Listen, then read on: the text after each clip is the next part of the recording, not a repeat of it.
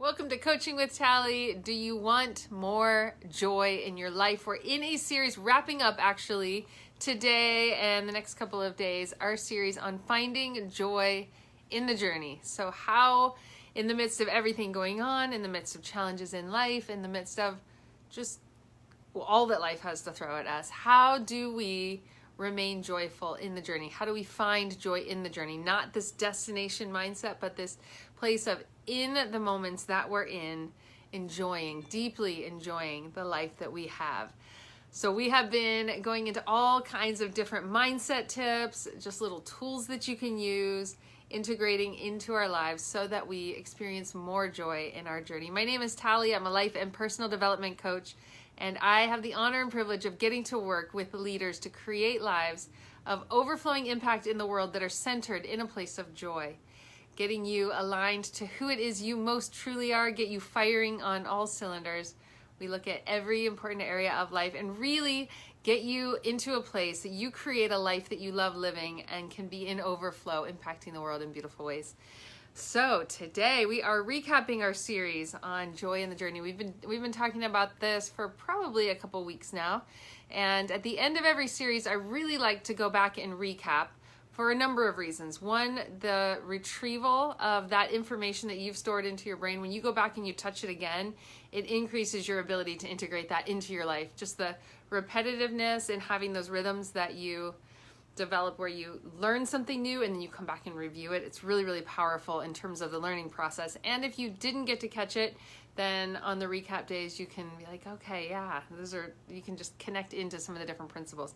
So review the ones that you've already heard once and then just have a recap of a lot of what we've covered. So we're going to go over 4 of them today.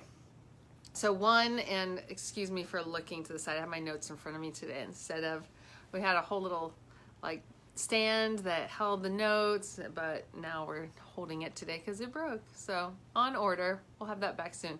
But there is no joy without pain. So that's one of the things we talked about. When we have an expectation in life that we should not have pain, we shouldn't have challenge, and all of that needs to be avoided at all costs, it creates actually a lot of stress for us. And it's hard to have joy in the journey. But when we know that the pain that we go through, that the challenges that we face actually can lead to increasing our capacity for joy, then we can embrace it and not be in this place of resistance. We can embrace just the process of it more, knowing that it's like waves, challenge comes and it goes back out and then there's peace and then another wave comes sometimes. But the ability to go through pain, knowing that there is so much purpose that can come out of challenging situations. I know for me, like the deepest pain that I have been in carved out almost like a well for the capacity for joy in my life. And so the challenges that we go through, the pain that we go through actually develops a place for joy to fill. I know I've personally experienced that and I've read that a lot. So having suffering, having challenges actually can be very powerful if you attach meaning to it that has purpose. If you just go through pain and there's no meaning, there's no redemption in it, there's no purpose for it, there's nothing that you got out of it, then that actually can lead to resentment. But when you can look back on the things that you've been through in the past and say, wow, if I hadn't gone through that, I wouldn't have developed this capacity for whatever it is, empathy for other people, or wisdom and understanding about something, or learning, and you learned something from it, or it opened up a door that you would never probably have discovered otherwise. There's always redemption in pain if you can have the eyes to look for it. So if you can look for the meaning that's come from challenges, then you set yourself up to be able to go through hard things again without like this extreme fear of like needing to resist, needing to avoid. Just helps a lot. So finding meaning in the pain is a huge, huge piece of it. Trusting the process. That is a phrase that I have a love-hate relationship with those of you who have been through next level trainings.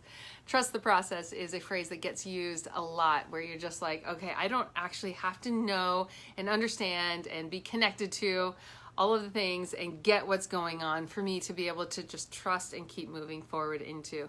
So being able to come at life with that, you know what, everything always ends up working together for my good. Even if I don't understand the how, being able to trust the process, lean into, and this is, I think, especially true when you have a growing relationship with a higher power, when you have an ability to have faith in something bigger than you, when you are growing in that relationship and in that process, that trust becomes easier.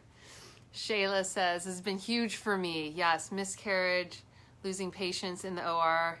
Now I have such perspective. Yeah, with pain and struggle. Absolutely. Hey, Al, good to see you jumping on.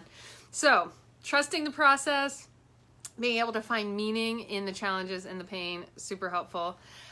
Being teachable is another huge one. So people who I know who are the most happy and often the most successful are people who come at life with this curiosity, with this teachability, with this, no matter how like wise they are or how many people they have under them or the level of leadership they're at, they have this humility that's like they can learn from anybody in any situation, and life is always teaching them things. And there's just this I don't know, it's like a humility and a teachability and a curiosity when we come at life from that standpoint. Like, what does this situation have to teach me? What does this person have that I can learn from or grow from?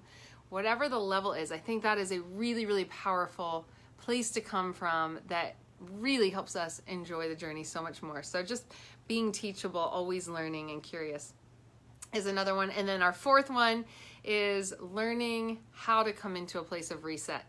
And so on the hard days, which this week has been actually super challenging for me. It's been a lot of hard days this week.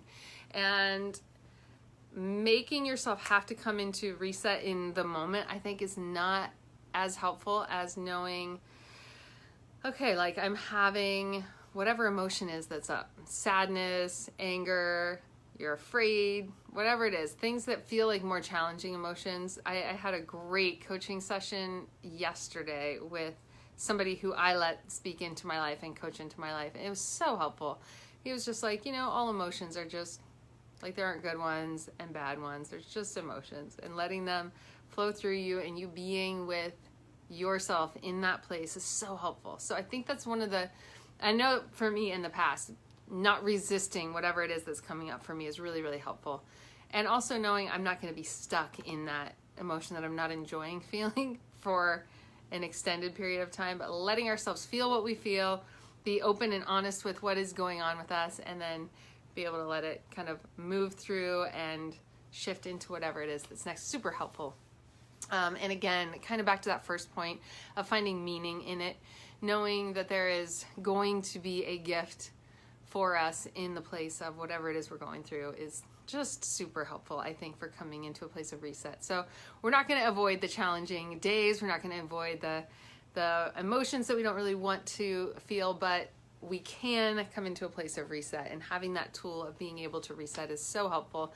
And a lot of it is just being very real and open and honest and with ourselves in that place. Super helpful, I think.